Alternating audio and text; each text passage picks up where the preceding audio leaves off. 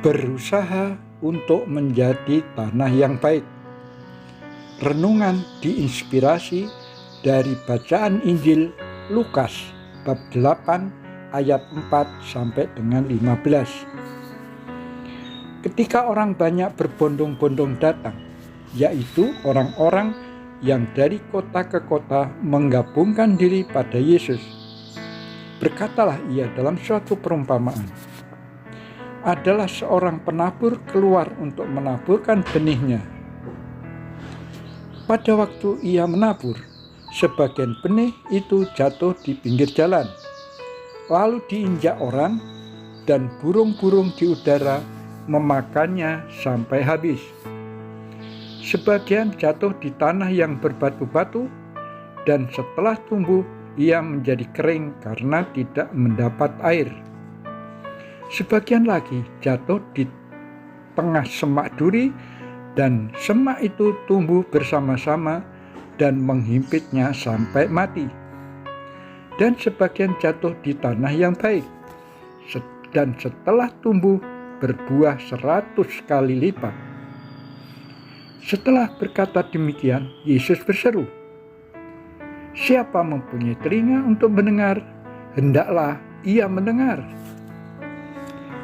Murid-muridnya bertanya kepadanya, "Apa maksud perumpamaan itu?"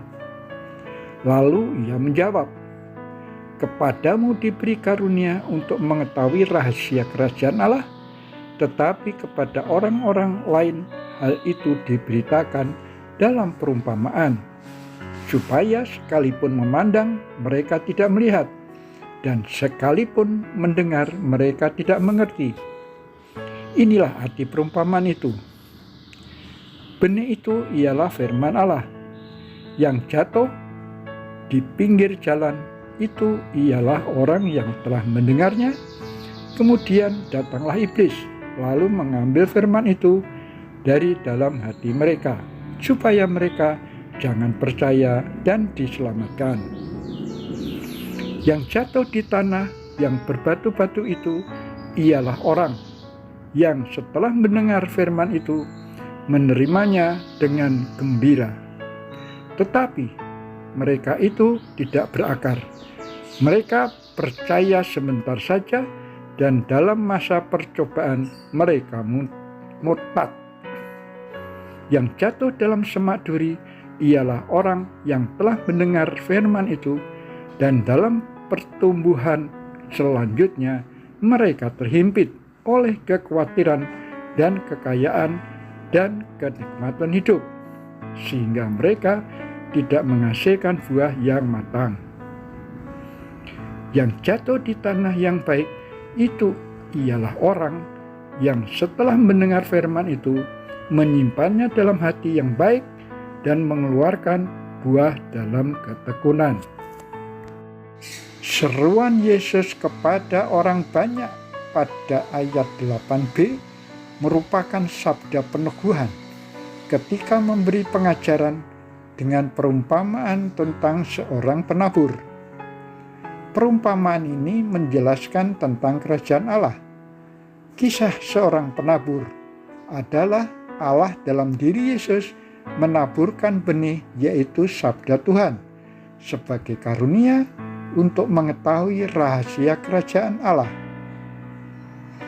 Firman Allah diwartakan pada berbagai jenis tanah sebagai kiasan untuk menggambarkan sikap dan kesiapan hati setiap orang untuk menanggapinya.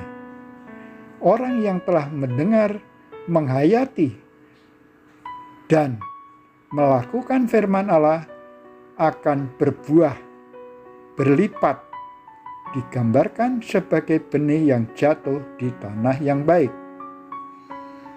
Oleh sebab itu, Yesus bersabda, "Siapa yang mempunyai telinga untuk mendengar, hendaklah ia mendengar."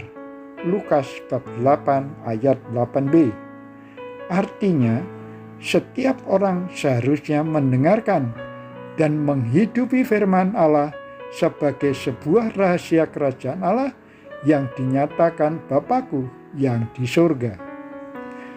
Perumpamaan tersebut mengingatkan saya akan perjalanan hidup kerohanian dalam keluarga. Saya lahir dari keluarga Katolik yang dibaptis bayi, dan orang tua hidup di lingkungan Keraton Solo sebagai abdi dalam. Kehidupan rohani keluarga diperbudak oleh ritual adat istiadat, sehingga pergi ke gereja sebagai kewajiban, bukan kebutuhan. Seusai sekolah kemudian bekerja dan hidup merantau yang didominasi kedagingan dengan sikap mengandalkan diri sendiri. Di masa ini saya merasakan tidak berbuah.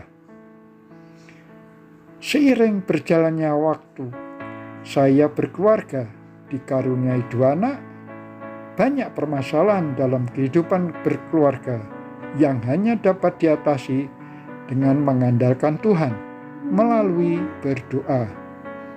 Kemudian saya purna bakti dan anak-anak sudah berkeluarga. Ini yang menyadarkan diri untuk bersyukur dan diwujudkan dengan menjadi pelayan Tuhan di lingkungan dan wilayah serta pewarta Injil sebagai katekese sosial,